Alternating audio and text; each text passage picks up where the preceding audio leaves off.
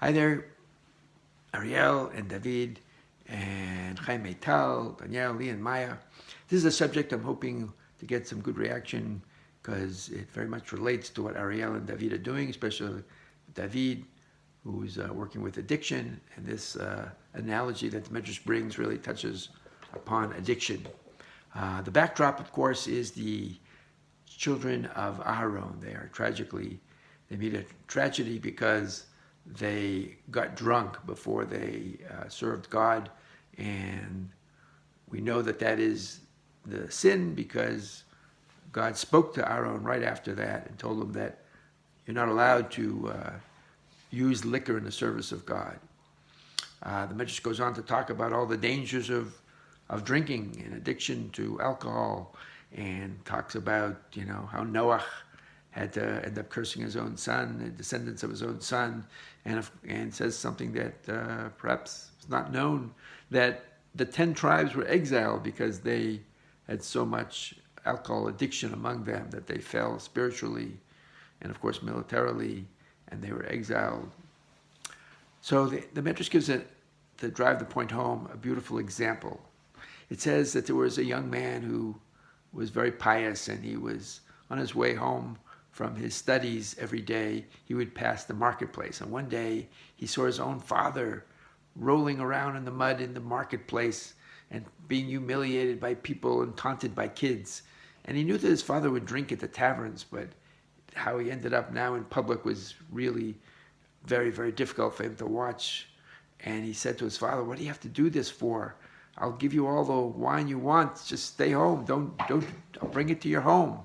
And finally, after a few days of this humiliation, the father actually listened to his son, and he set them up with all the alcohol. At least he stayed at home and wasn't publicly humiliated. But the next day, the son goes by the market and he sees a different drunkard, the same scenario, being humiliated and taunted.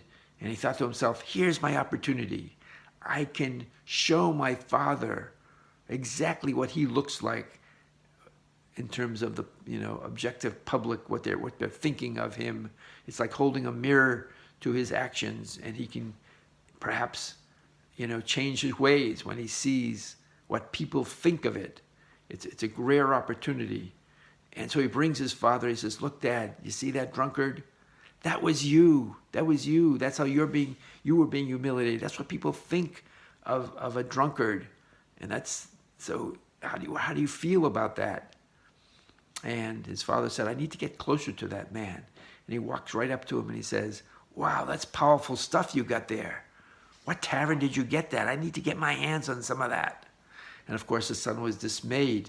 He said, "That's the lesson you learned, that you're not getting, that there's higher alcohol content that you have now. That's the only lesson you get out of this."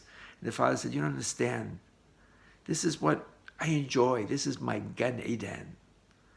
And that, of course, is the contrast that the Midrash is trying to bring, because the sons of Aaron are supposed to have gotten their joy just from the spirituality of the day of bringing sacrifices, of being chosen as a Kohen and servicing God. That should have been spiritual enough. They shouldn't need any artificial things to motivate them and bring on spirituality. And of course, it brings an interesting question to ourselves. It says in Pirkei Avot, "Eze chacham lo mikol adam." So what do we learn from the story of the drunkard? Do we have are there own actions that we do that we are perhaps destructive or negative, and we can't let go of them, even though it may end up in sadness and depression? Are we open to new spiritual guidelines? I was talking to Ariel about this. Are we closed or are we open? Are we the kind of people that allow messages to get in, allow spiritual guidance, or are we not ever able to change? So these are interesting questions that we can ask ourselves on this beautiful analogy that the Midrash brings, and of course this implied criticism of the sons of Aaron. Looking forward to your feedback. Take care. I love you all. Bye-bye.